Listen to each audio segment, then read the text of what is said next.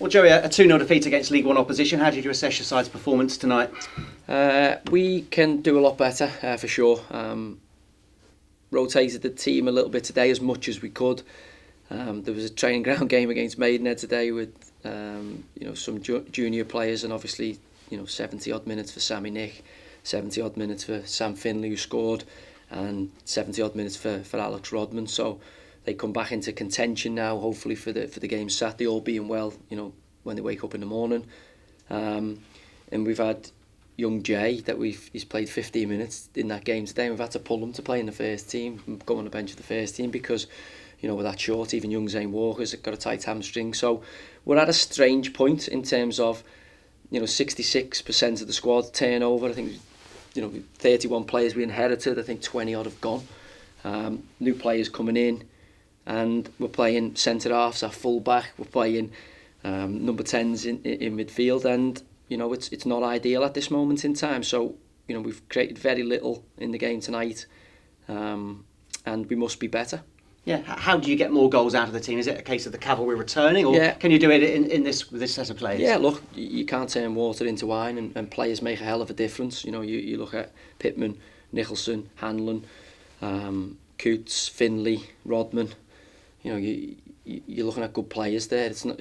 I watched them today, as I say, in the game, and just the ability to pass the ball. I think that would allow Luke Thomas to get in the game at this moment in time. He's not getting enough service and enough ball, and it's a real frustration because in the last 2 games, and if I'm honest, the whole of pre-season we've created very, very little.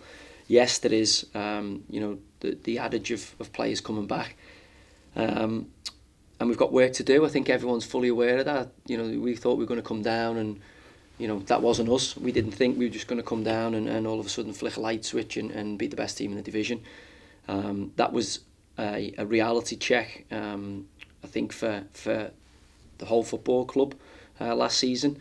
And also we're fully aware of the work we've got to do. And it's tough. We've got our fans back in tonight, and you want to give them a good show, and they're rightly singing about the one shot we had on target and the one shot that was over in the first half, and I don't blame them, but they've just got to trust that the best is yet to come from this team. We've got players to come back. Really, really positive about that. I've got work to do in the transfer market. I've got players that need to leave the club but are playing at the minute because we've got no other bodies. There's lads who future will lie elsewhere, but if we were to do that now, we were into 15, 16, 17 year olds playing. I've had 16-year-old make the pitch today, an 18-year-old make the pitch today. Luca Hurl's an 18-year-old starting in the first team. So there is good stuff as well, they get opportunities because the kind of senior oddity players are not here, but also nobody cares about that. All they care about is how you play and if you get results, and tonight we didn't do that.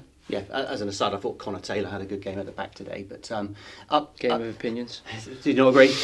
Well, it's his fault for the second goal. Yeah. So I guess you have a good game, but if you a key moment, you meant as a strength centre forward. I said to him before, has he ever played centre forward? Because it's always one of those things when you're so tall. But he's again 18, 19. The young boys, and they need them games. Sean Spence, another young player, and you're trying to see what they can do. And look, I'll be honest with you, we want to win every game.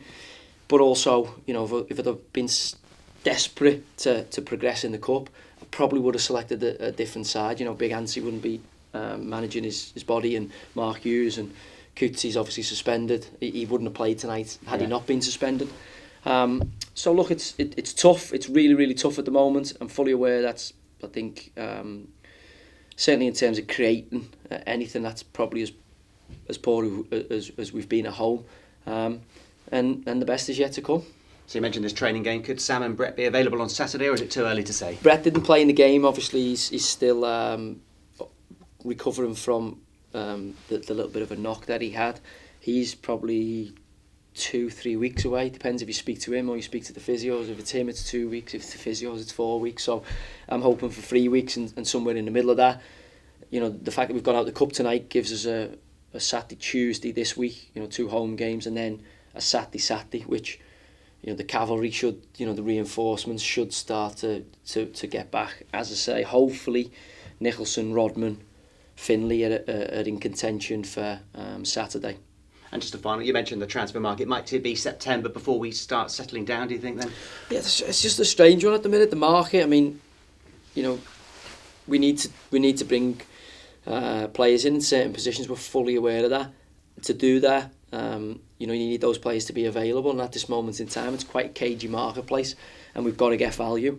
But I'm absolutely sure by the time the deadline rolls around, there'll be, as you know, we've got a squad quota, so there's going to be players who leave, good lads, but just, you know, we need to free up spaces in the squad to get people who can come in and, you know, bring a level of quality that unfortunately some of those boys haven't shown in my time here, and that's football. You know, for us to progress as a team, you know, we need to make some tough decisions, and as I say, I think there's enough water gone now where I think I can make those calls. You know, I've given people a lot of opportunities, and unfortunately they haven't managed to take them.